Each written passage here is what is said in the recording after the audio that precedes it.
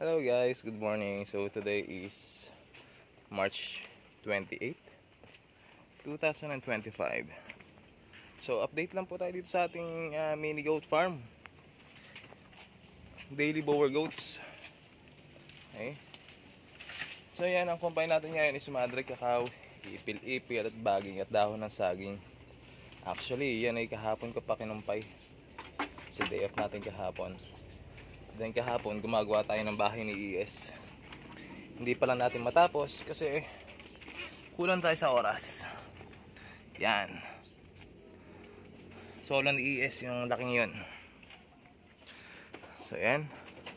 Si Jamie. And then si Valentino. Laki ni Valentino. Parang lugi sa 10,000 ah. Anyway, okay lang yan.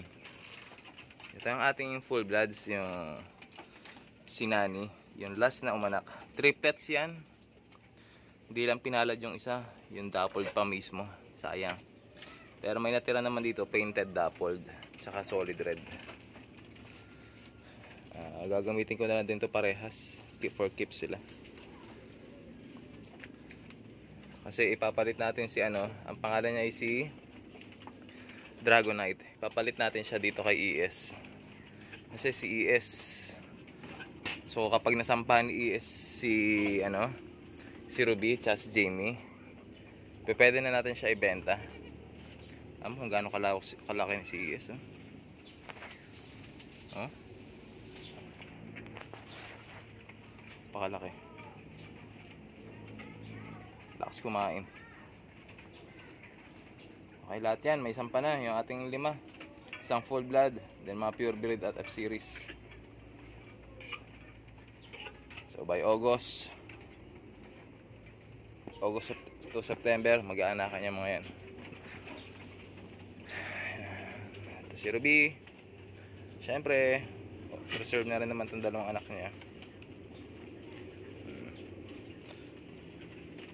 Ang painom natin, yung tirang feeds may halong molasses. Painom lang yun. Iba kapag may tubig kang clear water pa rin. Kasi ngayon napakainit.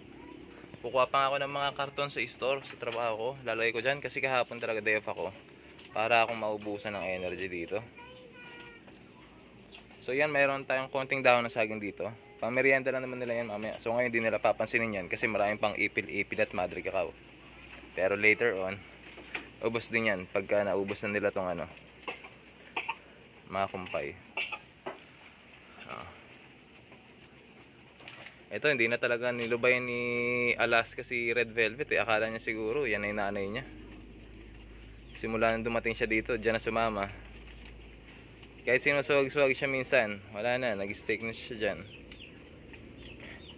Ito si Red Velvet, ang nakasampa dyan ay si Kimber's Boy, Red Dappled Tiger ni Sir Chris. Then si Alaska, yung iba kong dappled, ang sumampa na dyan ay si Earthshaker. Yan. Hopefully makapag-deliver kayo by August to September ng mga ayos-ayos na kambing. Para meron tayong pang-keep or pang-benta. Nani? So sana ikaw mapagbuntis pa kita kahit isang beses. Kasi senior citizen na siya eh. Sana makaisa pa. Halagaan lang na maayos. Bibilang ko siya ng copper bolus. Medyo ang lalagas na yung balahibo niya. Dala ng pagtanda.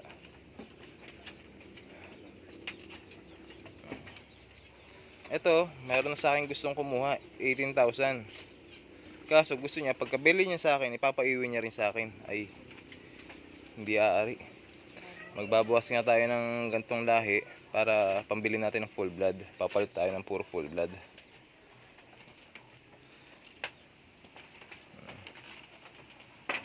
Mahirap, nakakapagod din. Lalo na yung pagtag-init talaga.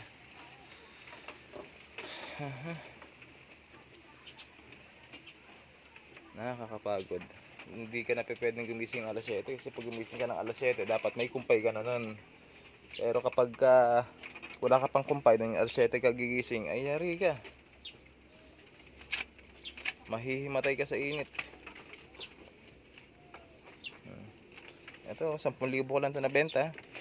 Na-reserve, 4 months na release, wala pang 2 buwan yan, laki. Napakamura. Pero quality. May dibdib din naman eh. Bye! Ayan, Sir Shaker oh.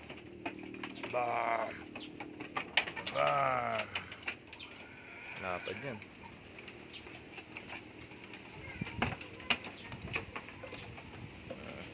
Ayan, ang kagandahan sa ano ko, pakainan. Kapag may nahulog doon, makakain pa nila.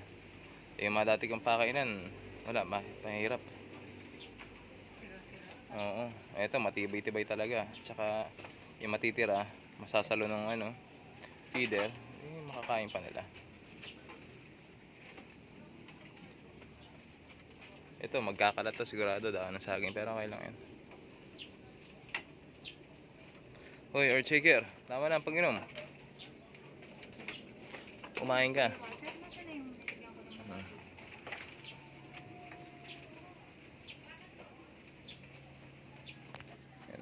Para makita nyo kung gaano siya kalaki.